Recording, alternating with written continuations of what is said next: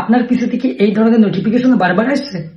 আপনার ডেস্কটপে কি এই লেখাটা আসছে? বন্ধুরা, যদি আপনাদের পিসিতে এরকম নোটিফিকেশন এবং এইরকম দেখায়, তাহলে জানবেন আপনার উইন্ডোজ এক্সপায়ার হয়ে গেছে। আপনি আপনার উইন্ডোজকে অ্যাক্টিভ করতে হবে। বন্ধুরা, আমি আজকে দেখিয়ে দেবো আপনি কিভাবে আপনার উইন্ডোজকে পার্মানেন্টলি অ্যাক্টিভ রাখবেন। তার জন্য আমার ভিডিওটা প্রথম থেকে শেষ পর্যন্ত দেখুন। ভিডিওটা অবশ্যই লাইক করবেন, শেয়ার করবেন। শেয়ার করতে ভুলবেন না, কারণ আমার ভিডিওটা শেয়ার করে রাখলে আপনার সেভ হয়ে থাকে। পরবর্তীতে স্টেপ দেখে আপনি স্টেপ বাই স্টেপ অ্যাক্টিভ করে নিতে পারবেন। আপনি আপনার সার্চ বটনে টাইপ করবেন উইন্ডোজ পাওয়ার সেল। উইন্ডোজ পাওয়ার সেল টাইপ করার পর এটাতে ক্লিক করবেন।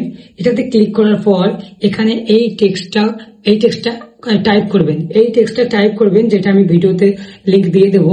এই টেক্সটটা টাইপ করার পর এটাতে এন্টার করবেন।